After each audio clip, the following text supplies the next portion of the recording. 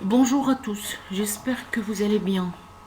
Aujourd'hui, je vais vous parler d'un roman extraordinaire que vous pouvez trouver sur Internet. On va étudier un petit extrait, mais vu la situation actuelle, je vous conseille de lire ce roman parce qu'il est magnifique. Ça va vous aider à supporter le confinement. Bon, je parle de Madame Bovary, un roman de Gustave Flaubert.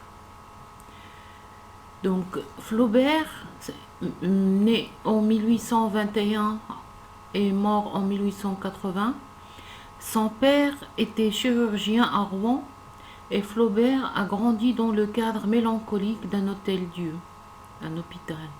Sans doute a-t-il ainsi puisé dès l'enfance un fond de pessimisme et de tristesse, et aussi l'amour de l'observation attentive et scientifique. Il passa près de 5 ans à écrire Madame Bovary, qui est sortie en 1856.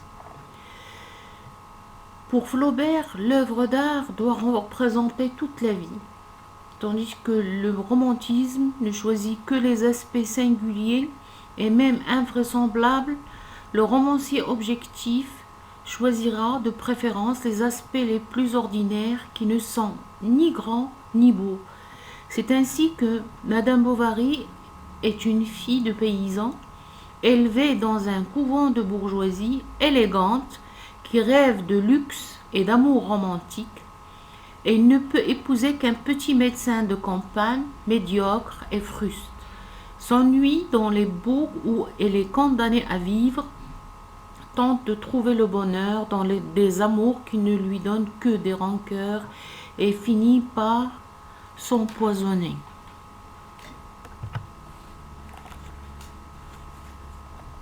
Flaubert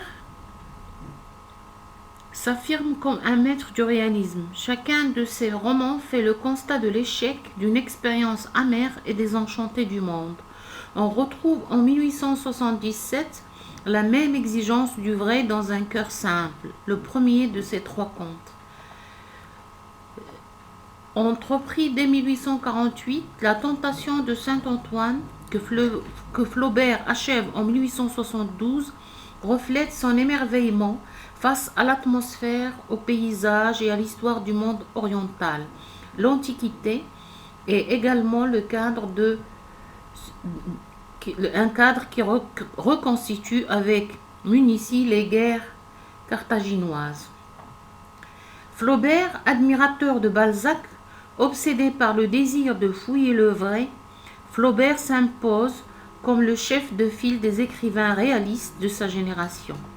Mais le réalisme est chez lui au service de l'art.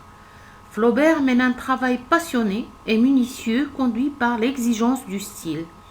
Il multiplie les brouillons, soigne chacune de ses phrases qu'il passe à l'épreuve du gueuloir après une nuit de travail dans la solitude de son bureau.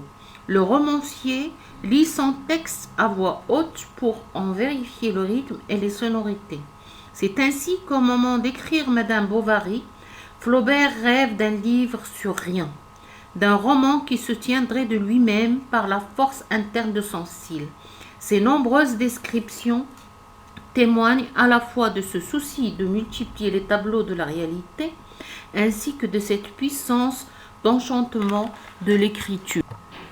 Un garde-chasse, guéri par monsieur d'une fluxion de poitrine, avait donné à madame une petite levrette d'Italie. Elle la prenait pour se promener, car elle sortait quelquefois afin d'être seule un instant, de n'avoir plus sous les yeux l'éternel jardin avec la route poudreuse. Elle allait jusqu'à la hêtraie de Banneville, près du pavillon abandonné, qui fait l'angle du mur du côté des champs. Il y a dans le seau de loup, parmi les herbes, de longs roseaux à feuilles coupantes. Elle commençait par regarder tout alentour pour voir si rien n'avait changé depuis la dernière fois qu'elle était venue. Elle retrouvait aux mêmes places les digitales et les ravenelles, les bouquets d'orties entourant les gros cailloux et les plaques de lichen le long des 3 fenêtres dont les volets, toujours clos, s'égrenaient de pourriture sur leur barre de fer rouillée.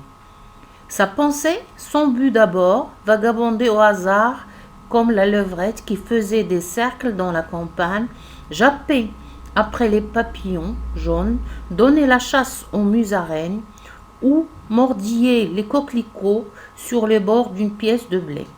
Puis, ses idées peu à peu se fixaient, et assise sur le gazon qu'elle fouillait à petits coups avec le bout de son ombrelle, Emma se répétait: « Pourquoi, mon Dieu, me suis-je mariée ?»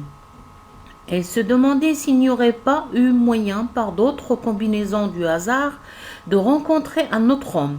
Et elle cherchait à imaginer quels eussent été ces événements non survenus, cette vie différente, ce mari qu'elle ne connaissait pas. Tous, en effet, ne ressemblaient pas à celui-là. Il aurait pu être beau, spirituel, distingué, attirant, tels qu'ils étaient sans doute ceux qu'avaient épousés ses anciennes camarades du couvent. Que faisait-elle maintenant? À la ville, avec le bruit des rues, le bourdonnement des théâtres et les clartés du bal. Elles avaient des existences où le cœur se dilate, où les sens s'épanouissent, mais elle, sa vie était froide, comme un grenier dont la lucarne est au nord, et l'ennui, araignée silencieuse, filait sa toile dans l'ombre à tous les coins de son cœur. Explication des mots. Garde-chasse, un gardien d'une chasse privée. مقابل العربي حارس الصيد. Fluxion, pneumonie, c'est une maladie des poumons. مرض الرئة, مقابل العربي poudreuse, qui a l'aspect ou la consistance de la poudre. مطربة. Être, arbre des forêts tempérées. مقابل العربي نوع خشب مران أو zen. Pavillon, une petite maison dans un jardin. مقابل العربي اللي لقيت وروق. Roseau, plante qui pousse au bord des étangs. قصب. Ortie, plante herbacée aux feuilles irritantes. اللغة العربية قراص هو اللي تنسميوه حنا بالدارجة الحريكة. Lichen, végétal, provenant d'un champignon et d'une algue. Volet, panneau de bois ou de métal pour fermer une baie de fenêtre ou de porte. مقابل العربي اللي لقيت وردة. S'égrener, se présenter en rang semblable et distant. Rouiller, oxyde ferrique hydraté. مقابل العربي هو صدأ. Vagabonder, errer ça et là sans but précis. مقابل العربي جالة بدون هدف محدد. هذا اقتراح مني أنا. Japper, aboyer. بالعربية صوت. Musaraigne, petit animal qui se nourrit d'insectes et de vers. Coquelicot, plante herbacée à fleurs rouges.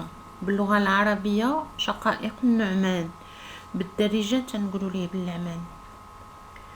Ombrelle, petit parasol portatif. بالعربية شمسية أو مظلة.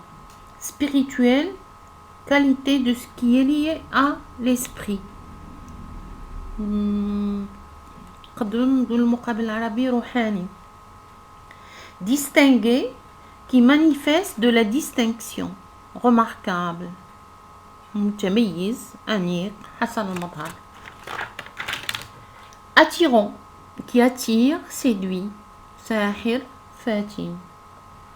Couvent, maison religieuse. دير, مسكن الرهبان والراهبات. Bourdonnement, bruit fait par un insecte. بالعربية طنين أو أزيز. Bal, réunion consacrée à la danse. حفلة راقصة. Se dilate, faire augmenter le volume. تمدد أو مدد. s'épanouir, être heureux, s'ouvrir comme une fleur. Fattaha wa azhara. Grenier, lieu où on conserve le grain. Makhzan. Lucarne ou ouvrage ensayé sur un toit. مقابل العربي اللي لقيت هو خوخة. يمكن تقبلوه يمكن ما تقبلوش ولكن هو اللي لقيت. Seau de loup, une ouverture installée au sol pour permettre à la lumière naturelle d'éclairer une partie du sol. Madame Bovary a la chance d'être le chef-d'œuvre du roman contemporain. C'est une œuvre d'observation minutieuse et serrée, dans une forme tout à la fois éclatante et solide. Le réalisme de Flaubert n'est jamais une servile et plate copie des apparences superficielles. Tous ces personnages sont si patiemment étudiés qu'en faisant saillir tous les détails de leur individualité, et ils dégagent les traits profonds qui en font des types puissants et compréhensifs. C'est maintenant un article de foi littéraire que Madame Bovary a été le point de départ d'une brusque évolution dans le roman et que son auteur incarne le réalisme et le naturalisme français, disait Bétier. Et Flaubert lui-même déclare: plus l'art ira, plus il sera scientifique. La littérature prendra de plus en plus les allures de la science. Le réalisme de Flaubert. Il y a en réalité chez Flaubert deux hommes, un romantique ardent épris de rêves, de chimères, et un réaliste épris de vérité stricte qui surveille le romantique sans jamais le faire disparaître, disait Mornay. Le réel, c'est à représenter le réel scrupuleusement, patiemment, que Gustave Flaubert s'est consacré avec une passion qui mettait aux prises les deux hommes en lui. Il y en a au moins, il disait, il y en a au moins, écrivait-il, deux bonhommes distincts. Un qui est épris de gueulade, de lyrisme, de grands vols d'aigle et de toutes les sonorités de la phrase et des sommets de l'idée. Un autre qui creuse et qui fouille le vrai tant qu'il peut, qui aime accuser le petit, fait aussi puissamment que le grand, qui voudrait vous faire sentir presque matériellement les choses qu'il reproduit. Cette citation a été citée par René Laloux. Bon, c'est la fin de ce cours. Je souhaite que vous allez rester chez vous, ne sortez pas, prenez soin de vous et de vos familles. À bientôt.